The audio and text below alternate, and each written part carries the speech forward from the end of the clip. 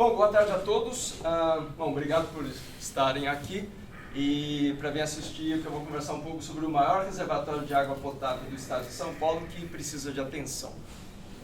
Eu gostaria de trazer ao início desse papo uma péssima notícia. A notícia é essa. Imagine que uma grande maldição se abatesse sobre o país. Né? Então é uma premonição que eu tive, que pode ser que seja realidade.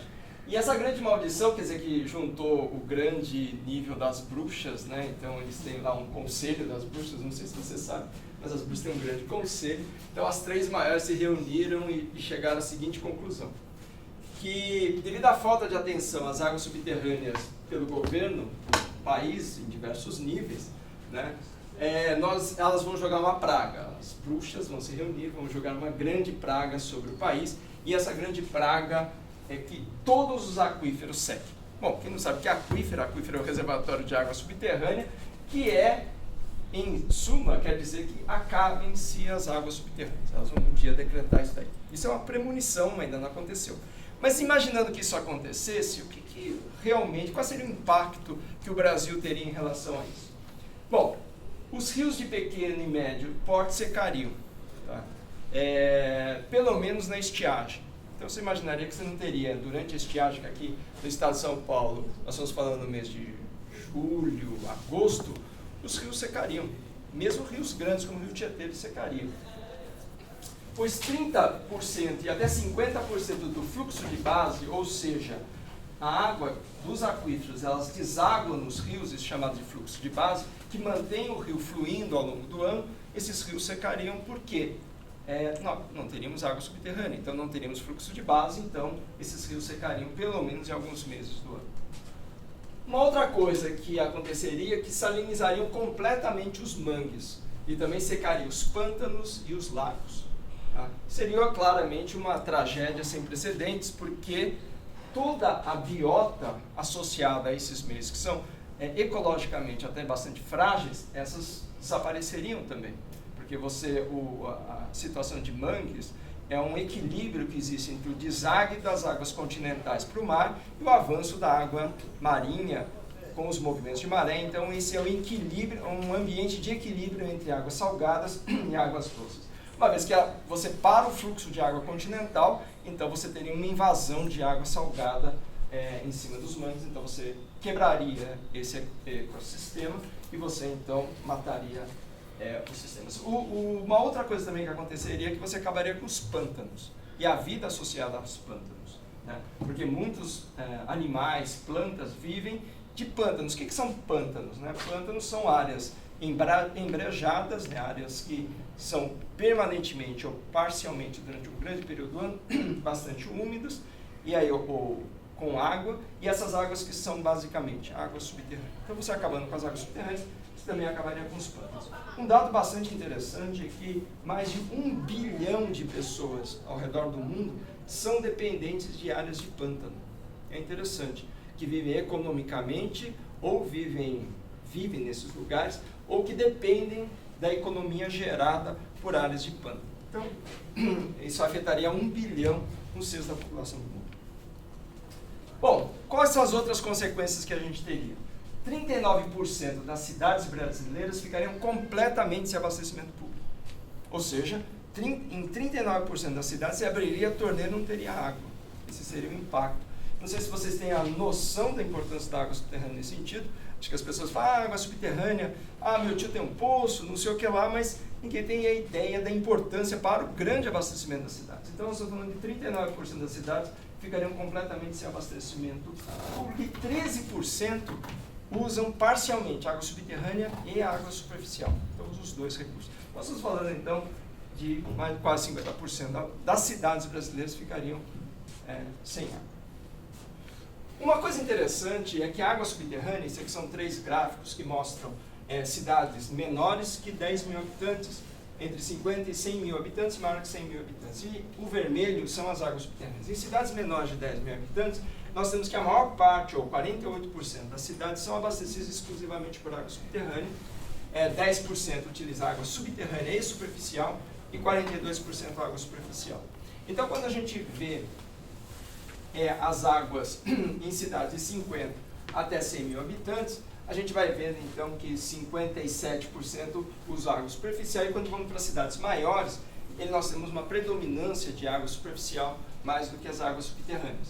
Então, nitidamente, em cidades pequenas, as águas subterrâneas são mais importantes, e o caso desses 39% de municípios são municípios menores.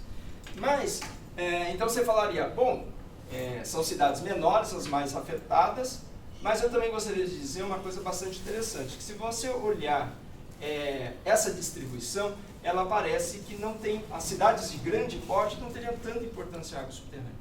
Aí eu gostaria de mostrar um dado bastante interessante para vocês. Mas antes, eu gostaria de falar também sobre a distribuição de água subterrânea para o estado de São Paulo, que é onde a gente mora. Olha só, aqui são em azul escuro, são 100% do abastecimento de água subterrânea, tá? E os azuis mais claros são mistos entre água subterrânea e água superficial, até chegar à não utilização de água subterrânea, que são os municípios em branco. Tá? Esses são divisões por município.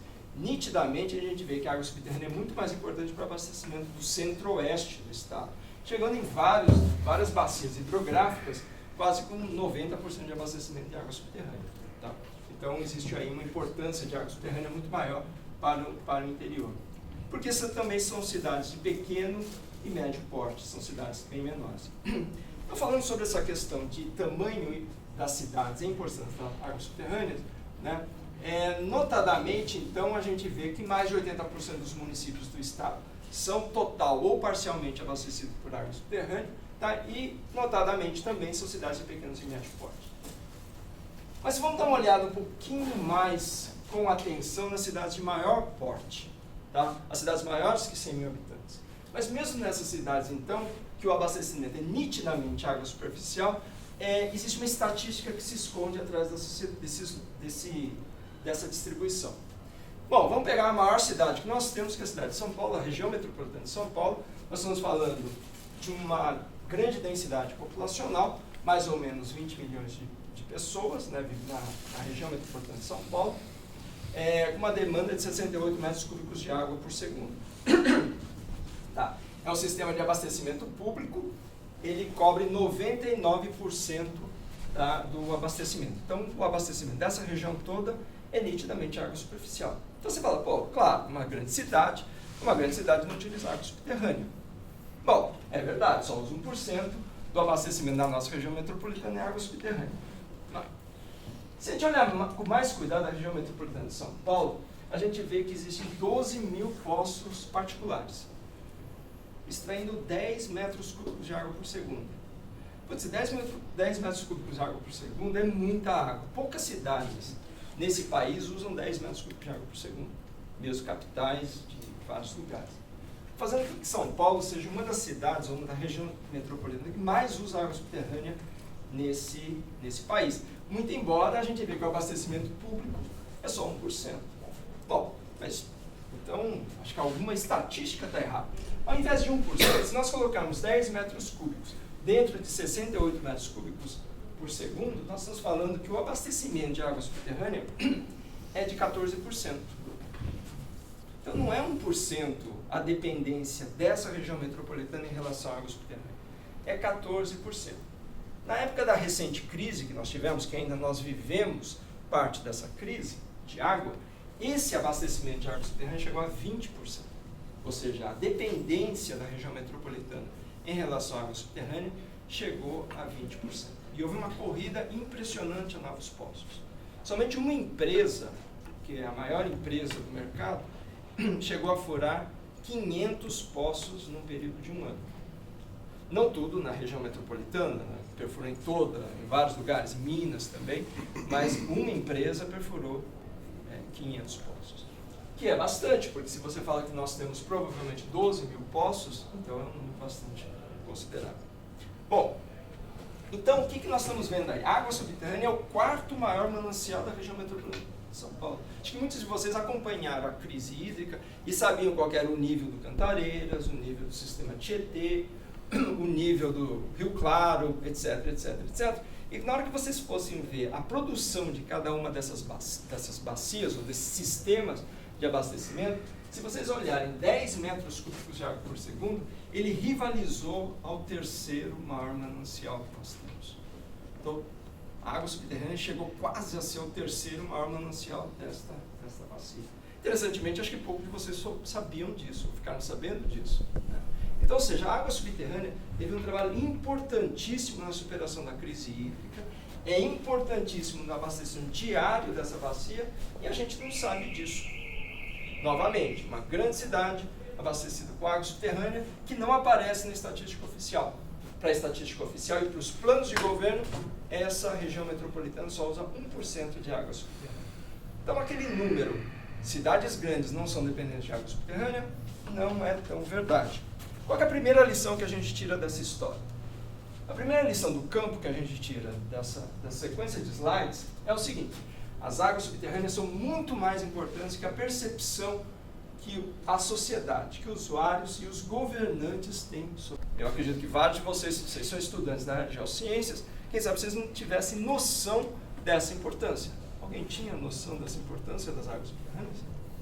Que o estado de São Paulo é 80% dependente do abastecimento público. Não estou falando de poços privados. Esses são quase todas as indústrias dessa região entre Campinas, São Paulo, Sorocaba, essas regiões mais metropolitanas, e a ida em direção à zona do Rio de Janeiro, quer dizer, através do Vale do Paraíba, todas aquelas indústrias com certeza têm poço. Ou tentaram perfurar poço e pela geologia não conseguiram a quantidade de água que eles precisavam. Mas que eles tentaram, e vários usam água subterrânea. E é uma estatística que não aparece. Por que também não aparece? Porque a maior parte desses poços são ilegais. Nós estamos achando, mais ou menos, dentro do CEPAS, a gente tem uma ideia de que a irregularidade de água subterrânea, de número de poços no estado de São Paulo, é algo que beira 70%. Ou seja, de 10 poços, 7 são desconhecidos pelo órgão gestor. O fato de você ter alguma coisa, um recurso, na qual 70% dos usuários são ilegais ou são desconhecidos, mostra que não existe gestão das águas. Esse é um grande problema. Bom, então falando então desses problemas de água subterrânea, quais são aqueles que são causados por nós, pelos antrópicos, né? Quais são os problemas que afetam as águas subterrâneas causados então por nós seres humanos? O primeiro problema é a superexploração. Superexploração, superexplotação, como a gente quer um pouco mais técnico, né? É a ideia de que você tem um sistema de perfuração e bombeamento desses vários poços muito além da capacidade do aquífero, do reservatório subterrâneo de dar água para o sistema. A gente vai falar um pouquinho do que é superexploração, que tem vários aspectos, inclusive sociais. Mas é imaginar que nós estamos tirando mais água do que o sistema aguenta. Então, esse é um grande problema. O segundo problema, que quem sabe seja até mais conhecido por vários, ou pelo menos chama mais a atenção da sociedade, é a questão da contaminação das águas subterrâneas e do próprio poço, né? Muitos desses poços, devido ao fato de eles serem ilegais e não foram construídos dentro das normas, porque o Brasil tem normas a respeito de construção de poços, então vários poços ou várias empresas não seguem essas normas, então os poços são muito mal construídos. E o próprio poço acaba provocando a contaminação dele mesmo. Ou seja, não existe uma boa cimentação sanitária, uma boa proteção, então acaba problemas de águas mais superficiais que estão contaminadas, acabam contaminando pelo fato da existência do poço, o aquífero. Porque uma coisa que acontece, meu professor de doutorado, ele costuma dizer que tem que distinguir muito bem o que é um poço e do que é um buraco. Então ele fala, é a mesma coisa entre uma incisão cirúrgica e uma facada. São duas coisas completamente diferentes. Então ele fala que poços mal construídos são como facadas que você dá na terra, né? Então você permite que germes, que micro-organismos acabem contaminando o seu corpo, assim como os poços também podem contaminar o aquífero.